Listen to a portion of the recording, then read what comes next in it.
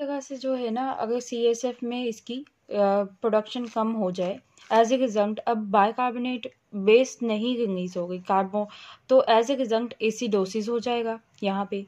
और इसकी वजह से जो है, एसिडोसिस की वजह से हाइपरवेंटिलेशन होगी, और हाइपरवेंटिलेशन की वजह से हम इसको यूज़ कर सकते हैं एक्यूट माउंटेन सिकनेस में।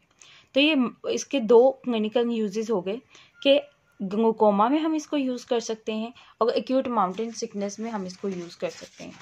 अच्छा, अब जो नेक्स्ट है ना, वो इसके ये है कि ये सेल्फ लिमिटिंग है।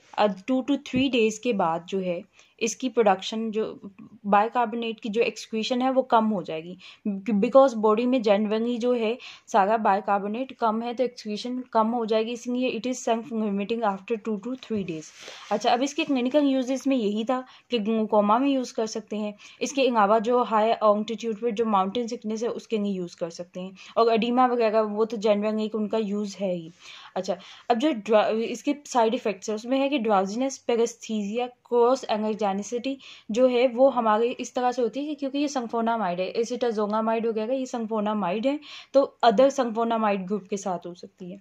और फिर अल्कनाइजेशन ऑफ यूरिन की वजह से क्या होता है कि calcium salt and formation of renal stones होती है, प्रेसिपिटेशन होगी, अल्कनाइजेशन ऑफ यूरिन हुई है तो प्रेसिपिटेशन ऑफ कैल्शियम सॉल्ट्स होगी and formation of renal stones. और इसके अलावा जो है लिवर नॉर्मली क्या होता है कि अमोनिया रिलीज करता है, एक्सक्रीट करता है, तो जो अमोनिया है दैट इज कन्वर्टेड इनटू अमोनियमाइन और वो एक्सक्रीट आउट हो जाता है। लेकिन अल्कनाइजेशन की वजह से ammonia is not converted to ammonium ion, और एज ए रिजल्ट जो है हमारे पास हाइपर अमोनीमिया हो जाता है और हेपेटोटॉक्सिसिटी हो जाती है उसकी वजह से। इसके अलावा साथ में हाइपोकलीमिया तो होता ही है। तो इसके जो साइड इफेक्ट्स है इसमें drowsiness, paresthesia, cross allergenicity and calcium salt and stones formation and hyperammonemia है, और इसके अलावा पोटेशियम एंड फॉस्फेट वेस्टिंग, ये इसके साइड इफेक्ट्स हैं। अच्छा, अब जो thick ascending limb of loop of Henle है, इस पे लूप डायरेटिक्स काम कर रहे हैं। अच्छा, अब जो है ना, लूप डायरेटिक्स जो हैं वो किस पे काम करते हैं, वो सोडियम पोटेशियम 2 क्लोराइड जो ट्रांसपोर्टर है इस पे काम करते हैं। अच्छा, नॉर्मली क्या होता है कि सोडियम पोटेशियम 2 क्लोराइड है, इसकी रीअब्जॉर्प्शन होती है, और यहाँ से जो है हमारे पास पोटेशियम जो है वो सोडियम मूव आउट करता है, with sodium potassium ATPase sodium move out कर रहा है इनटू इंटरस्टिशियम, और पोटेशियम इनवर्ड मूव कर रहा है, और एज ए रिजल्ट जो पोटेशियम यहाँ से एंटर होगा और पोटेशियम यहाँ से एंटर होगा। तो अब पोटेशियम जो है वो जनरली इंक्रीज उसकी अमाउंट हो जाती है, एज ए रिजल्ट ये जो है ये मूव आउट कर जाएगा into the urine.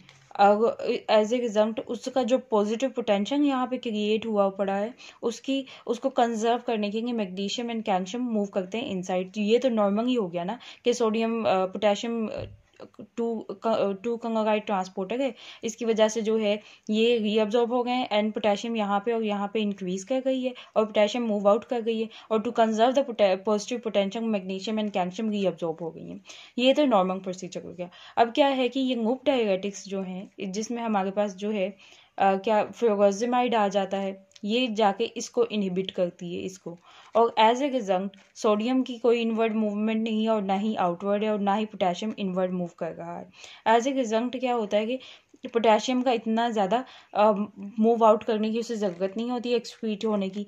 As a result क्या होता है कि मैग्नीशियम एंड कैल्शियम ये जो हैं ये मूव आउट कर जाते हैं, मैग्नीशियम और कैल्शियम जो है वो एक्सक्रीट आउट हो जाते हैं। इसके अलावा जो है हमारे पास जो सोडियम है वो आगे से कनेक्टिंग ट्यूब्यूल में जाके फिर से पोटेशियम को एक्सक्रीट करा देता है, खुद रीअब्जॉर्ब हो जाता है, और साथ में ही जो है प्रोटॉन्स को भी एक्सक्रीट करा देता है सोडियम। एज ए रिजल्ट इस ओवरऑल क्या है, पोटेशियम रिलीज हो गए तो बॉडी में हाइपोक्लीमिया होगा, साथ में प्रोटॉन रिलीज हो गए सोडियम की वजह से कनेक्टिंग ट्यूब्यूल में, तो बॉडी में एसिडोसिस होगी, हाइपोक्लीमिक एसिडोसिस, फिर से बॉडी में हाइपोक्लीमिक अनकंगोसिस होगी, क्योंकि हमारे पास जो है प्रोटॉन एक्सक्रीट हो गए सोडियम की रीअब्जॉर्प्शन के लिए। तो जो है फिर एज ए रिजल्ट क्या है कि हाइपोक्लीमिक अनकंगोसिस हो जाएगी बॉडी में, और जो यूरिन है उसमें एसिडोसिस हो जाएगी, और साथ में ही हाइपोकैल्सीमिया बॉडी में हो जाएगा, और यहाँ पे कैल्शियम यूरिन में जो है हाइपरकैल्सीमिया हो जाएगा। तो एक जनरल इफेक्ट इस साइड पे ये होगा कि हाइपोक्लीमिक मेटाबोलिक अनकंगोसिस, और इस तरफ जो है एसिडोसिस, हाइपरकंगोमिक हाइपोकंगीमिक एसिडोसिस इस साइड पे होगी विद दी हाइपरकैल्शियम जो है, यहाँ पे कैल्शियम ज़्यादा हो जाएगी। तो ये एक जेन्युइन इस साइड पे और इस साइड पे ये इफेक्ट्स हैं कि हाइपोक्रोमिक अंकोसिस जो है बॉडी में हो गई है और यहाँ पे प्रोटोन रिलीज हो गया है, तो यहाँ पे एसिडोसिस हो गई है और हाइपरकनीमिया भी हो गया है।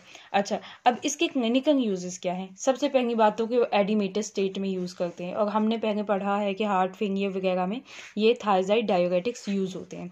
अच्छा, मूव डायरेटिक्स यूज़ होते हैं। इसके अलावा हाइपरटेंशन में हम यूज़ कर सकते हैं। कैल्शियम को एक्सक्रीट करा रहे हैं तो हाइपरकैल्सीमिया में भी यूज़ कर सकते हैं हम इनको।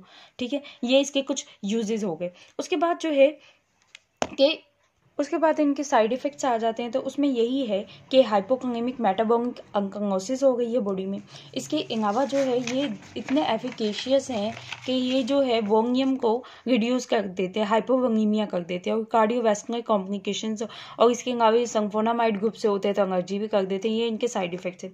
अच्छा, डिस्टेंट कन्वर्गेटेड ट्यूब्यूल में क्या होता है कि डिस्टेंट कन्वर्गेटेड ट्यूब्यूल में जो है सोडियम और क्लोराइड की रीअब्जॉर्प्शन होती है बाय सोडियम क्लोराइड को ट्रांसपोर्टर।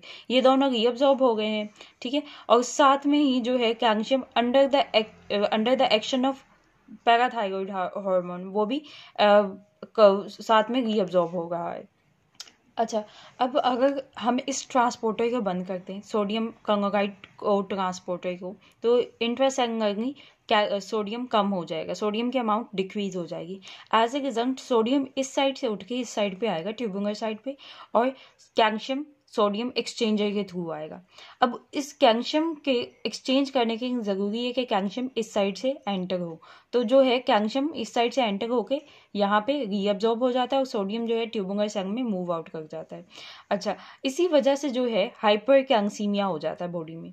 अब जो हमारे पास मूव डायरेटिक्स थे वो कैल्शियम का यहाँ पे रिलीज करा गए थे इधर। ठीक है, ये रिलीज आउट हो गया था, और यहाँ पे जो है ये थायराइड डायरेटिक्स हैं, ये कैल्शियम को एब्जॉर्ब करा रहे हैं। तो इन दोनों का ऑपोजिट इफेक्ट है। और बाकी इसी तरह से कि सोडियम जो है, क्योंकि ये अब रीअब्जॉर्ब नहीं होगा तो सोडियम एक्सक्रीट आउट होता है बॉडी में, फिर जो कनेक्टिंग ट्यूब्यूल में जाके सोडियम की एब्जॉर्प्शन हो जाती है, पोटेशियम जो है रिलीज आउट हो जाता है, साथ में प्रोटॉन जो है वो भी रिलीज आउट हो जाता है। इसकी वजह से यहाँ पे जो है प्रोटॉन ज़्यादा हो गए, ठीक है, इस साइड पे, और पोटेशियम ज़्यादा हो गया। ठीक है, तो ये वाली साइड है वो एसिडोसिस हाइपरकलीमिक एसिडोसिस है, और ये वाली साइड जो है हाइपोकलीमिक अंकोसिस है इस साइड पे जो है।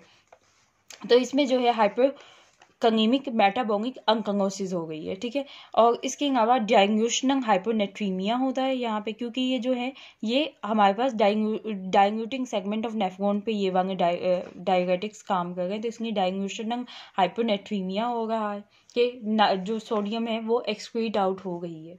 इसके अलावा हमने पीछे जो पढ़ा है वो ये कि प्रोस्टाग्लैंडिन की अगर सिंथेसिस इनहिबिट हो जाए तो एफिकेसी डायरेटिक्स की कम हो जाती है। अच्छा, अब इसके क्लिनिकल यूजेस में यही कि हाइपरटेंशन में देंगे to reduce the fluid volume. इसके अलावा एडिमेटिस कंडीशंस में such as mild heart failure में। ठीक है, अब जो है ना हमारे पास हाइपरटेंशन और हार्ट फेलियर दोनों में हम थायराइड डायरेटिक्स भी देते हैं और मूव डायरेटिक्स भी देते हैं। अच्छा, अब जो नेक्स्ट चीज़ है उसमें ये है कि पहले हाइपरटेंशन में दे गए, साथ में edematous condition such as heart failure वगैरह इसमें दे गए। इसके अलावा क्योंकि ये कैल्शियम को यूरिन में रिलीज नहीं करा रही, उसको अब्जॉर्ब कर गई है, तो अब यूरिन में अगर कैल्शियम नहीं होगा तो there is no stone formation, तो स्टोन फॉर्मेशन के केसेस में भी इसको देते हैं। इसके अलावा जो है ये नेफ्रोजेनिक डायबिटीज़ इंसिपिडस में भी देते हैं। अब इसके साइड इफेक्ट्स हैं वो यही हैं कि पोटेशियम वेस्टिंग हो गई, हाइपोनेट्रीमिया है, हाइपरग्लाइसीमिया है, serum uric acid level increase कर जाता है, और लिपिड लेवल्स भी इंक्रीज कर जाते हैं। पर उसमें मतलब कि हमारे पास हाइपरलिपिडीमिया हो जाएगा और हाइपरयूरिसीमिया हो जाएगा। अच्छा, अब ये तो हो गया हमारे पास थायराइड डायरेटिक्स। अब जो है कॉर्टिकल कनेक्टिंग ट्यूब्यूल में पोटेशियम स्पेयरिंग डायरेटिक्स हम यूज़ करते हैं।